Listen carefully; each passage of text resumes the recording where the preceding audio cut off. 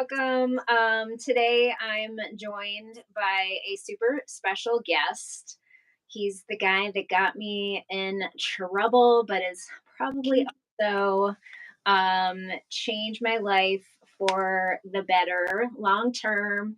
Um, I'd love to welcome my friend Robert Sykes, pro bodybuilder, keto expert here on my live here on YouTube.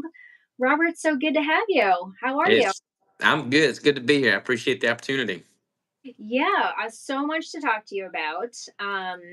My journey started with you in 2022 after you came to speak at Keto Symposium, and I was having some trouble. To give people context who don't know anything about me, I'm a licensed dietitian, clinical nutritionist. I have been changed by low carb, ketogenic diet and super passionate about it as an anti inflammatory protocol. But I was doing some things wrong.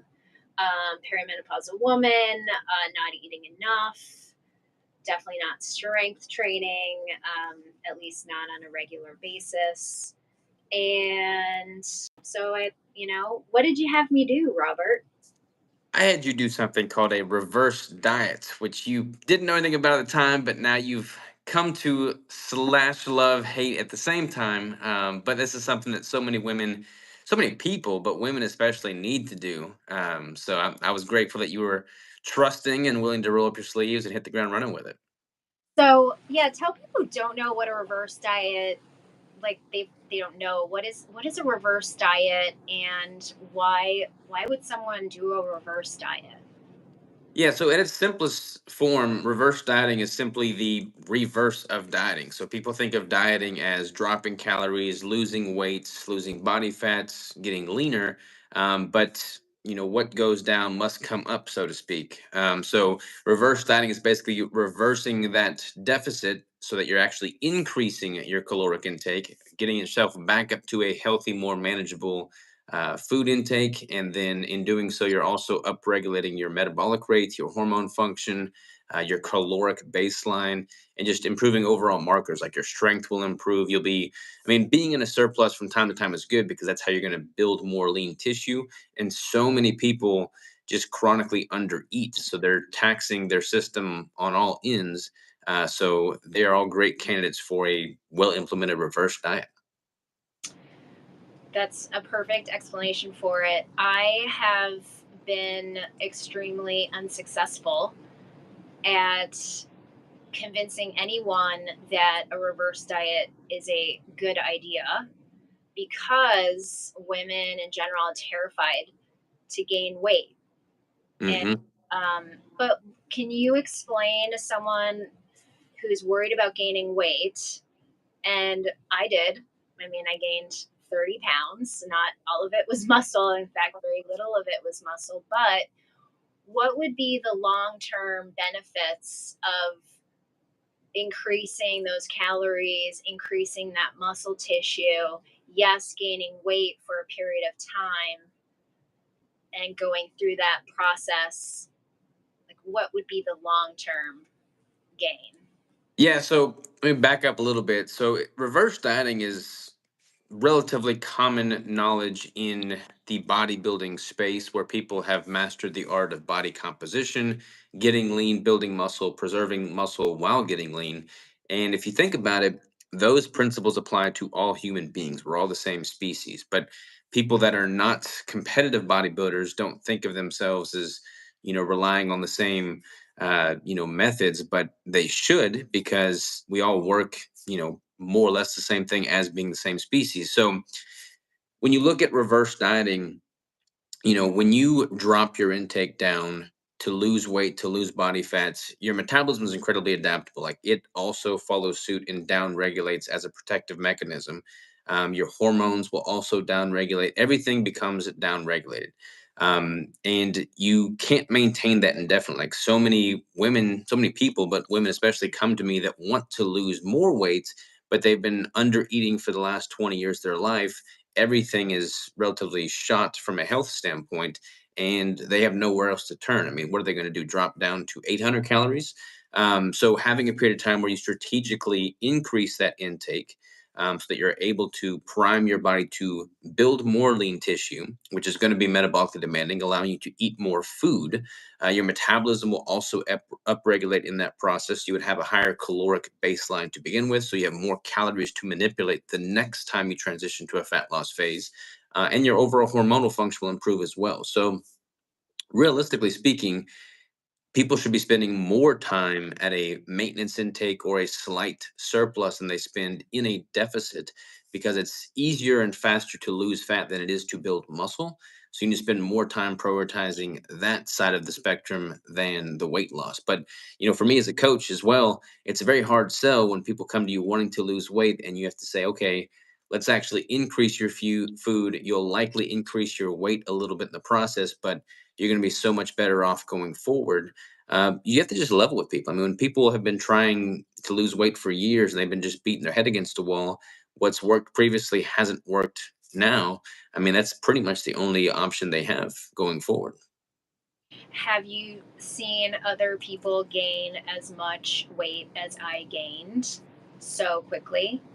Yeah, everybody's going to respond to it differently. How lean you get, how down-regulated your metabolism is, how in a flux your hormones are, all kind of act as variables that dictate how much you gain going forward. And so much of it's also psychological. Like if you've never done a strict fat loss phase before, you go through it and you lack that perspective, it becomes the hardest thing you've ever done. And the hardest thing you've done is the hardest thing you've done.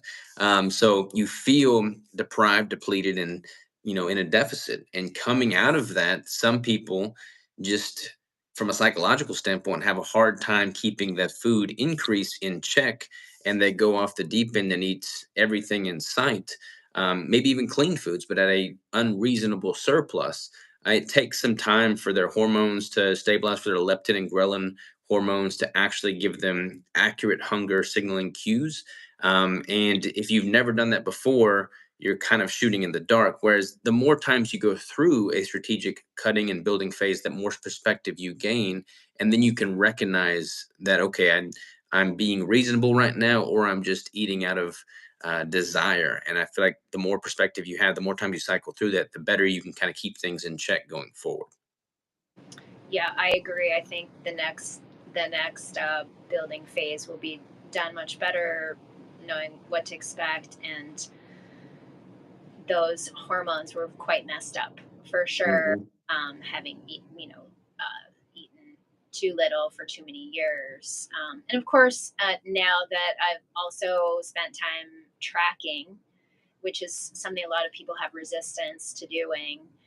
I wasn't. I also wasn't under eating, ridiculously low amounts. I realized it was probably living, in the 17, 1800 area, mostly. And but that's still too little for the average woman, especially an active person.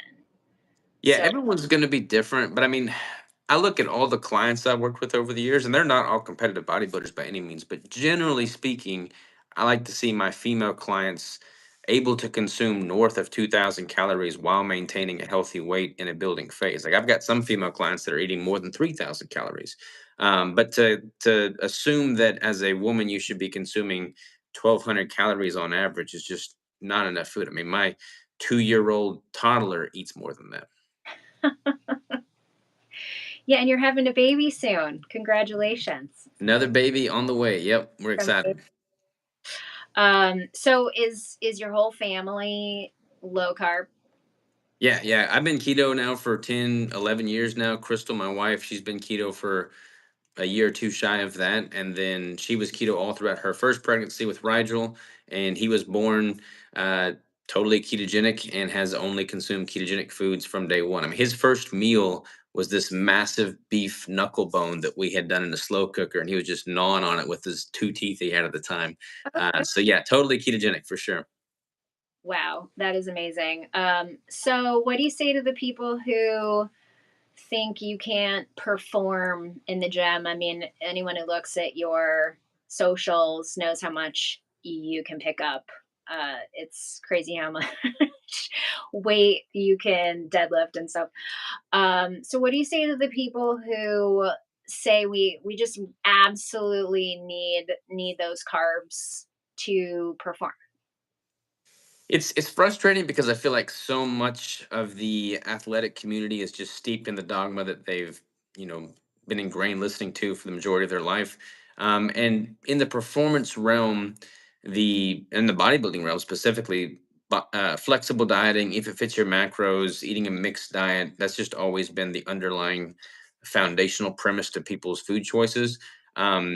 And it's unfortunate because that's just what they've grown up hearing, that they get their carbohydrates from energy, and that just is what it is. Hormones are, dictated by fats. Energy comes from carbs and protein to build and repair muscle. Like that's just what they think. Very surface level stuff. And the notion that you can change your fuel substrate from carbohydrates and glucose to fat and ketones is a hard pill to swallow. But as keto has become more popular, more prevalent, you just see people massively performing in all different sectors in the bodybuilding space, powerlifting, endurance athletes. I mean, the notion that you can't perform at a high level without carbohydrates is hopefully on the way out, because there's just been so many athletes that have, you know, proven just the opposite. Right. You just did an amazing podcast with Mark Bell. Yep. Yeah, he's pretty strong too. Yeah, and he's pretty much doing a ketogenic carnivore approach right now as well. I flew out there to California, spent the day working out with him, and I mean, he used to be huge. I mean, he was a world record holding powerlifter, and he's just taking a different approach to his nutrition now, and he's thriving with a ketogenic diet. And so many people are. I mean, you look at some of these endurance athletes like Mike McKnight. He's gearing up for the Cocodona 250, so 250 miles through the desert and the mountains, all with a low carb approach. So it just, in my opinion, is a better diet. It's more ancestrally consistent. It's less taxing on the body. There's lower inflammation with it. And from a longevity standpoint, it makes a lot more sense. I mean, my brain functions better with it. So I think there's the benefits abound for a ketogenic low carb approach to nutrition. Yeah, especially, I mean, for me, and I did experiment my second year of this whole reverse diet. I did have more carbohydrates, and my the guy who programs my lifting encouraged me to do that, and it was all a healthy, like sweet potatoes and stuff like that, and I love those foods, but I really genuinely did not notice a difference or an improvement in my strength, and if anything, when I was doing labs, my insulin just kept going up, which just shows also for me the disposition to be insulin resistant despite all the exercise is a very real issue for someone like me, and that contributes a lot to weight loss resistance. So Totally. for someone who's having those hormone issues, it's not just about the calories. And I know I was like shocked that the calories were an important part of the conversation, and I think they are, and there's a place for them.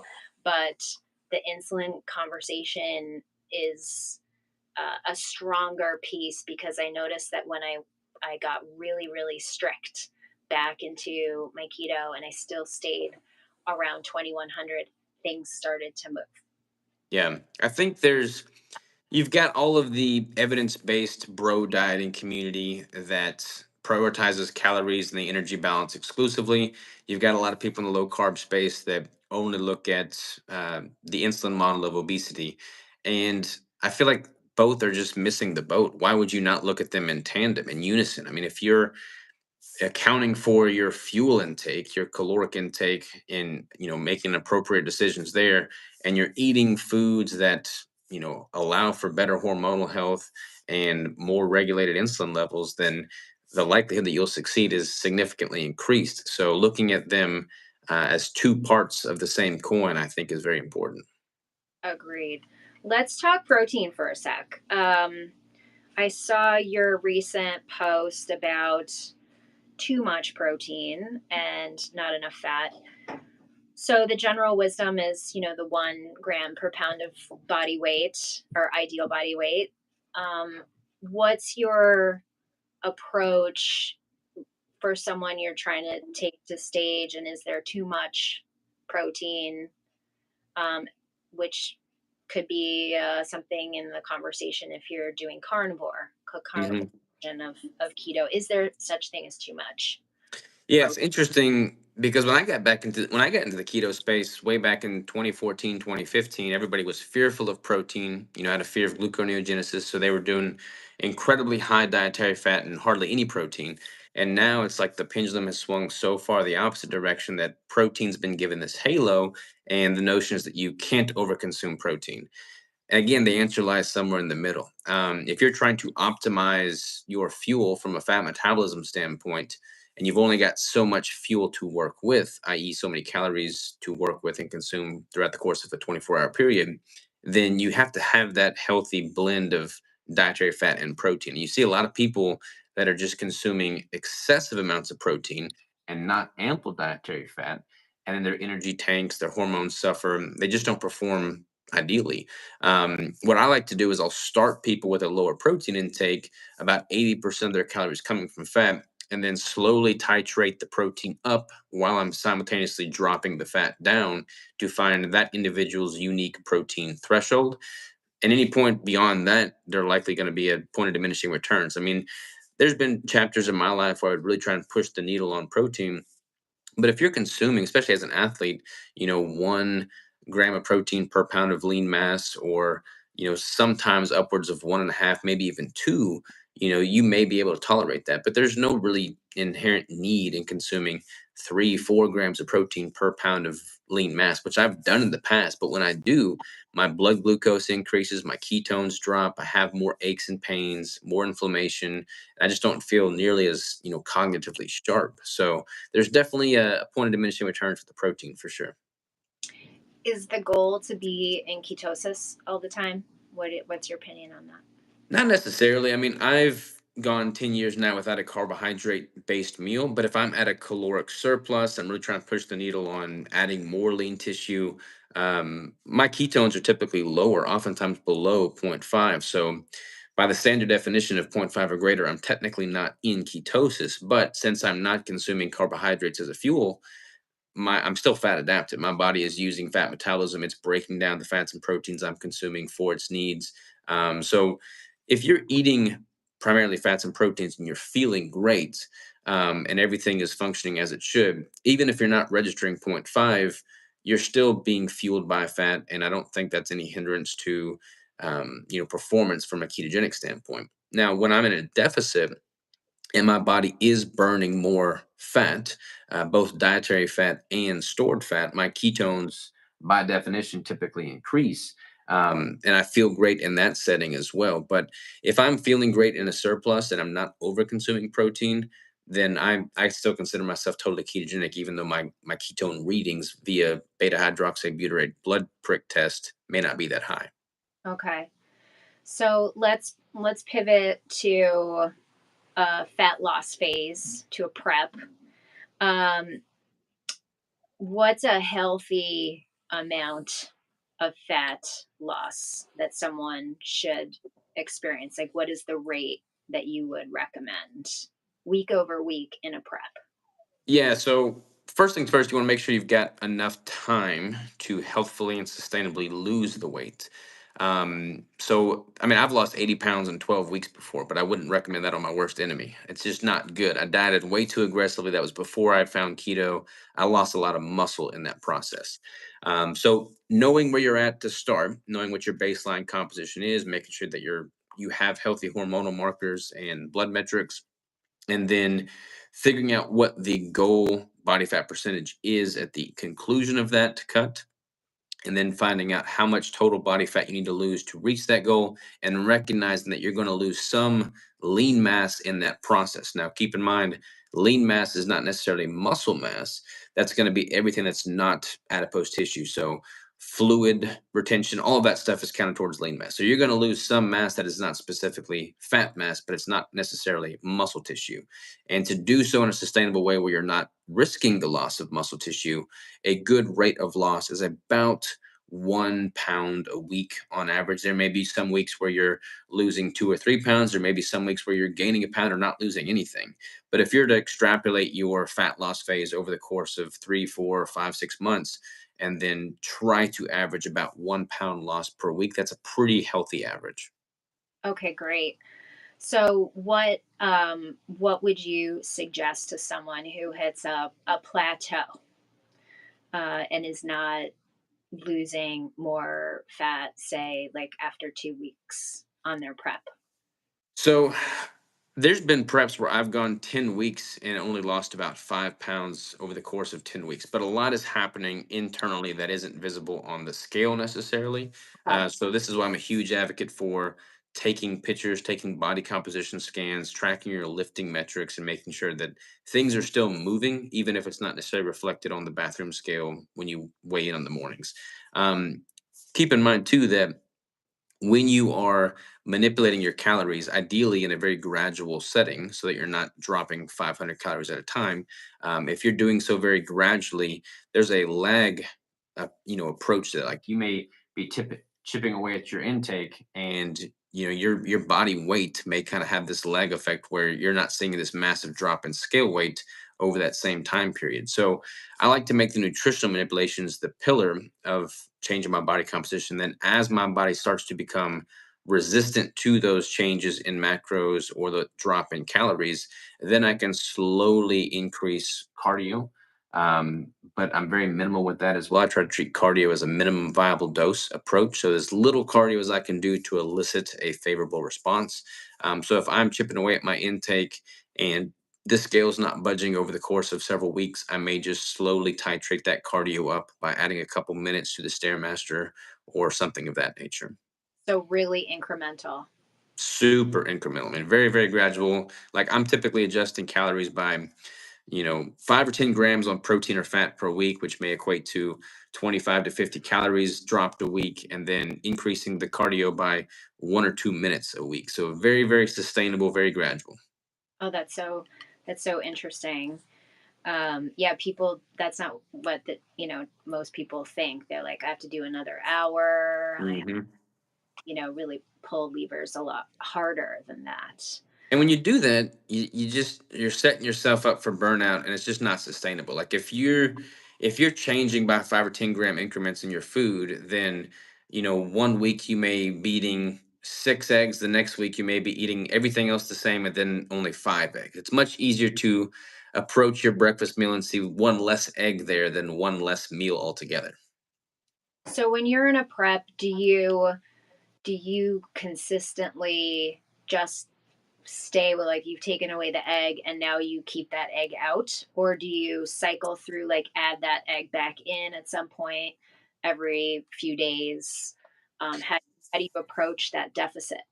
I typically adjust my macros every week, so that I can keep some constant pressure applied to my body. That constant pressure allows you to build up that momentum to bust through those plateaus.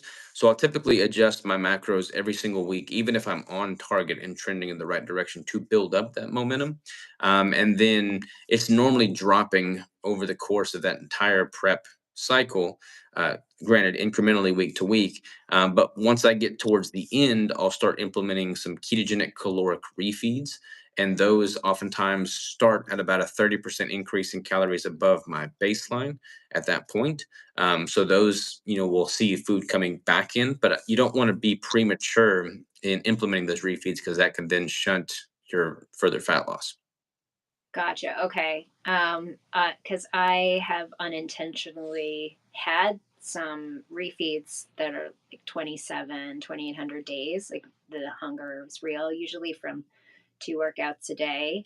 But it didn't seem to inhibit the weight loss, which was good. A few, but now things are slowing down because I'm at the weight I was when I started the reverse with you. So I think I lost what I gained, but now Hmm. body's like, okay, well, we had trouble losing from that point, so this is where a breakthrough needs to happen. So yeah, I'm very, very curious. And you could do like some people will do like legitimate diet breaks and they'll, have a week at a deficit and then a week at maintenance, then a week at a deficit and then a week at maintenance or above maintenance. But then when you look at it like that, you're basically just increasing the total time that you will need to be in a fat loss phase overall. And for me, my longest prep was 33 weeks long, and that's very mentally taxing. So you have to kind of weigh out, how long do you want to live this more rigid, structured, you know, life versus returning to some degree of normalcy. So I typically take the approach of let me just dedicate the next 6 months, 7 months to a legitimate, hardcore, focused competition prep, get down to the competition that I want, and then reverse that out of that, and then return to some degree of normalcy for the next 2 or 3 years before I do it again, as opposed to just constantly dipping your toe in and out of the cold water and never really reaching the goal in the first place. Oh, that's something to think about, Robert, because I think that someone like you, like a true pro bodybuilder, is a special breed, right? Or like very special, very precise, um, and just like any elite athlete, like just very dialed in. Um, and I would consider myself someone who's more probably like your average Joe. Hmm. So um, just speaking for myself, but someone who wants to, really genuinely wants to recomposition their body without the interest of getting a pro card, but genuinely wants to look better in a bathing suit, feel better about themselves, have more confidence, um, without having all those hormone down regulations that do happen in a prep, right? um, but maybe not having, like that intensity. Yeah, and I totally respect that too. Like, anything that I'm saying here is not like a universal one size fits all approach. Like, I am a competitive bodybuilder, so I structure my life for that goal specifically. But I mean, I work with clients that are not trying to step on stage and they just want to, lose 20, 30 pounds and improve their health for sure. So, in that setting, it's much easier to have this back and forth where they're like I've got one client right now that's been working with me for a while and he has no desires to compete. He just wants to lose 30 pounds and get in better shape and improve his health. And he's constantly going out to dinner and having things that are not part of the quote unquote plan, but we're structured in a way that he's still making forward progress. And progress is the main thing. Like you got to make today better than yesterday, tomorrow better than today. And that's going to look different for different people. So yeah, you really just got to be honest with yourself and figure out what is going to be sustainable for you and what lifestyle do you want to live. That's such a good point. So for anyone who's out there who does want to be a serious bodybuilder, what are some of those general rules? I'm imagining never go out to dinner. You have to measure everything, track everything, weigh everything. What are some of the rules you live by in a prep? So my last prep, my goal was to not just win the competition, but to literally become the leanest man on planet Earth. So I took the extreme side of the spectrum on every decision that was made. And what that looked like for me was every meal was prepped in advance, every macro was accounted for, zero deviations whatsoever, no missed training sessions, no missed posing sessions, no missed macros for 33 weeks. Now, most people have no desire to do that, and I don't blame them. But that's what it looked like for me. Amazing, Robert. Yeah. So posing, like there's so many different categories, right, within bodybuilding, and posing is an important part of being on stage. Hmm. How much practice did you put into your posing when you prepped? Because I saw your competition that you did in November of 2023. Hmm. Wow, guys, Yeah. he he was 3% body fat, and his posing what and his routine was like next level. So how much time did you put into that? Thank you. First of all, I appreciate it. It's awesome that you were able to be there. Posing is super important, and like the sport of bodybuilding, people don't understand it. Like people that are not in that realm, if I was not in that realm, I would look at the sport and be like, that's freaking weird. You got a bunch of people up there on in little skivvies posing for a panel of judges, like it looks like something you see in a strip club, not in everyday society. And I get it, like I get it that it's strange, but it's more so a mental sport than a physical one for sure. Like what I come out of each prep having gained mentally and emotionally and psychologically is the reason I do it. All that to say, with the posing, you put in all this work. So for me, it was 33 weeks for this last prep. You're only on stage for a handful of minutes, and you just want to be able to showcase all that work correctly for the judges in a way that just, brings your best appearance to the stage, so to speak. So posing is very important. It's very sad when somebody puts in all this work, loses all this weight, gets in the best shape of their life, and they don't know how to exhibit it to the best of their benefit. So posing's key. And I typically really start getting serious with my posing 2 or 3 months out from the competition. And then I get to the point where I'm holding each pose in practice up to a minute for each pose, which is incredibly strenuous and taxing. But in doing so, I can confidently hit the poses on stage without, shaking like a leaf and just clearly being exhausted in the process. And that really sets you apart from the other competitors that don't put in that work towards posing. And then as far as the routine goes, this last prep was the first one where I actually hired a professional posing coach to choreograph a routine for me. And I just wanted this last prep to be the pinnacle of everything involved in the sport. And bringing a well implemented routine to the stage was a goal of mine, but you certainly don't have to go to that extreme with it. And you've poured so much love and attention into this new bodybuilding course. So, for people who want to learn more about your methodology, can you tell us more about your course? You obviously also have a book. Tell us more about like those resources. Yeah, so I kind of developed this, protocol, this 7 phase system for how I go about, optimizing fat loss and building and preserving muscle with a ketogenic approach through trial and error over the years and having worked with, 600 plus clients now. And then I wrote the book, I believe in 2020 or 21, something like that is when it was published. And then the course is basically the framework of the book, but in a much more involved layout with video and just much more engagement. It basically walks people through the exact protocol and how to apply it to them as an individual. The whole goal being to remove the need to hire a coach. Like if you go through the course, then that's the only resource you'll ever need to get in the best shape of your life via this ketogenic protocol. And then, it's got the bodybuilding undertones like the posing and things like that that are relevant to the sport of bodybuilding. But it's the same protocol that I use for my 73-year-old female clients that want to have a more vibrant life with their grandkids and get healthier. So the protocol works regardless of the goal necessarily. It's just got that bodybuilding esque undertone to it. And then there's a community group where people are engaged. And I mean, you're on there frequently on Tuesdays. We do a live call every Tuesday. So there's this community aspect to it because I think having other people in your corner that can hold you accountable and be there for you is key. It's got this AI dashboard that we built out. There's just a lot of tools for the taking there within the Savage system. Yeah, definitely. So many good tools and resources, and the community great.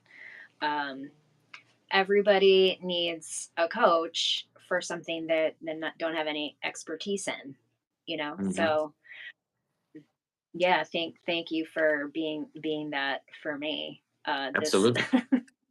whole body recomp journey has been so interesting, and hopefully will help some people who are struggling.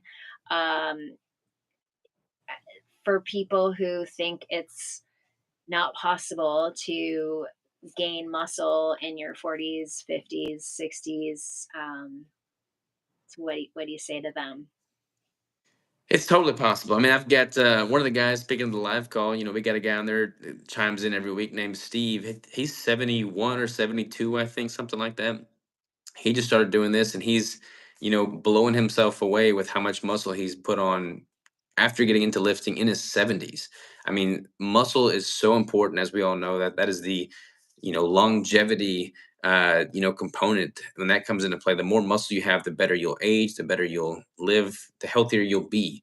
And it goes way beyond the scope of just stepping on stage as a competitive bodybuilder, but just simply having more muscle is paramount. I mean, I look at my mom, she adopted a ketogenic approach about 3 years ago after enough nagging from me, and got her into lifting weights, and she's just way healthier now. And I feel like I'll be able to enjoy many more years with her as a result of that lifestyle shift. And that's the main thing I want for everybody. We live in a very sick, unhealthy society, and if there's anything I can do to help move the needle in the right direction, help empower people to take initiative of their own health and just live a better day-to-day, life, then by all means go for it. I think natural bodybuilding, ketogenic dieting, weight training, those are all things that are very tangible that people can implement to do just that.